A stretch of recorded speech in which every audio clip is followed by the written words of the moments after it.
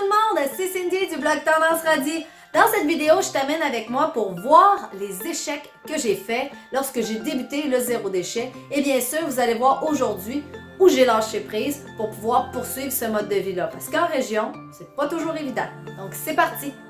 Numéro 1, le premier échec que j'ai soulevé dans ma réussite ou dans mes échecs finalement zéro déchet, c'est le fameux pot de yogourt. Donc, je vous explique un peu c'est quoi la problématique avec le yogourt. Eh bien, on en passe environ 4 à 6 par semaine de ce format-là, donc des formats de 650 grammes ou environ 4 litres si j'achète des poches de 2 litres de yogourt. Ma famille, moi je ne consomme pas de yogourt, mais mes enfants et mon conjoint sont des gros consommateurs de yogourt. Et du jour au lendemain, j'ai décidé de fabriquer mon propre yogourt maison. D'ailleurs, la recette est sur mon blog.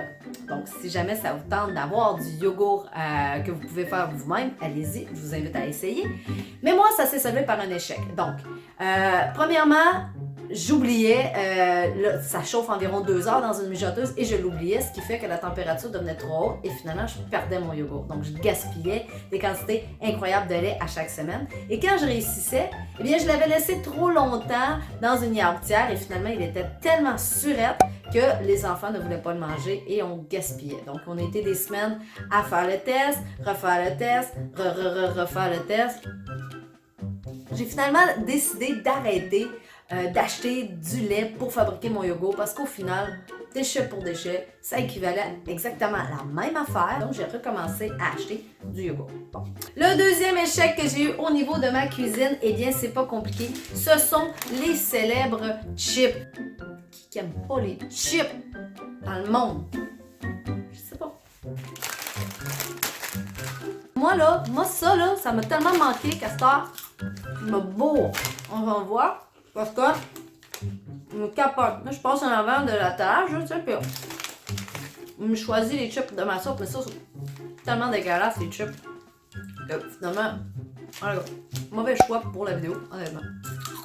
Troisième échec, le fameux no-poo avec du bicarbonate de soude. Écoute, je vous raconte pas à quel point ça s'est solvé par un échec. J'en ai 3 billets sur le blog. Si ça vous dit, je mets les liens en commentaire. Vous pouvez voir un peu de quoi ça a l'air. Mais je me suis retrouvée avec plus de gras dans les cheveux que j'en ai jamais eu sur tout mon corps, même en perdant du poids. Donc, c'était horrible. Le no-poo, ça a été vraiment dégueulasse dans mon cas à moi. La problématique que j'avais, c'est que j'étais rendue que je passais plus de temps sous ma crinière que j'en passais à m'occuper de mes enfants. T'sais, ok, j'exagère un peu, mais je me brossais tellement les cheveux longtemps parce qu'il faut que tu te brosses très très très longtemps les cheveux pour que le sébum puisse s'étendre dans tous les cheveux, qu'il y en ait partout jusque sur les pointes.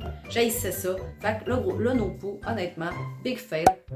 Vraiment. Je suis revenue au shampoing qu'on peut retrouver en vrac dans les commerces. Donc, ou sinon, ben, j'achète des shampoings en barre, tout simplement. Un autre échec lamentable, la fameuse cire épilatoire qu'on fait maison. J'ai besoin de vous faire un dessin.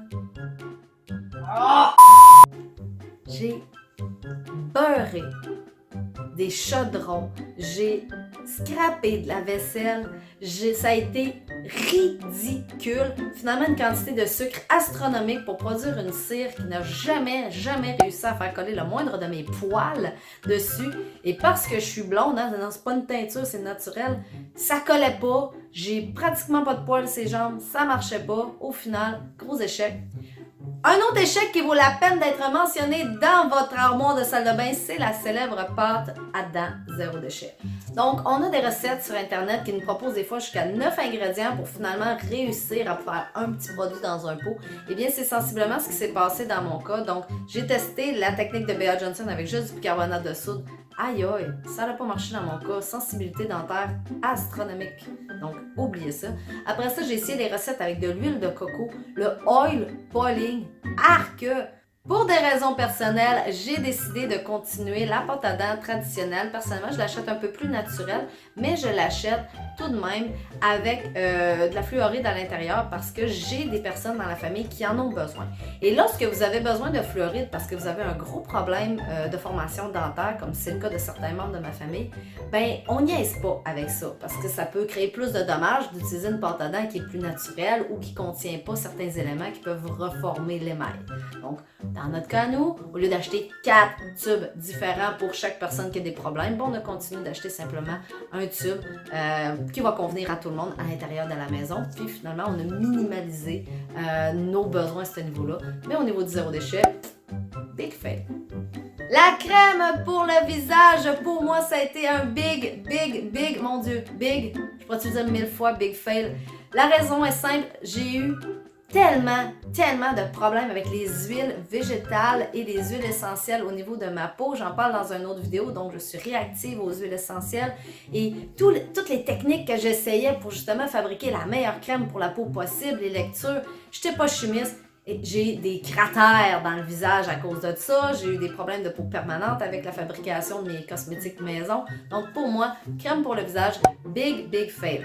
Alors voilà, c'était tout pour mes fails. Donc il y en a d'autres, mais ça, ce sont les fails principaux que j'ai réussi à pas réussir finalement lorsque j'ai fait le zéro déchet. Si vous avez aimé ça, mettez-moi un petit like sur ma vidéo. Si ça vous donne des idées pour faire autre chose, n'hésitez pas à me parler de vos échecs au niveau du zéro déchet ou vos plus grosses problématiques. Donc, ça va me faire plaisir de lire en commentaire. Abonne-moi à ma chaîne YouTube, ça va me faire plaisir de pouvoir voir tous ces gens qui continuent de me motiver pour pouvoir faire plus de vidéos. Et bien sûr, je t'invite à visiter mon compte Facebook et mon compte Instagram parce que je suis aussi beaucoup sur les réseaux sociaux. Hein? C'est ma job dans la vie de travailler là-dessus. Et visite la chaîne tendanceradie.com et le blog pour pouvoir avoir plus d'informations en écrit sur tout ce que je te parle aujourd'hui. Donc, on se revoit très bientôt dans une prochaine vidéo sur le blog de Tendance Radie.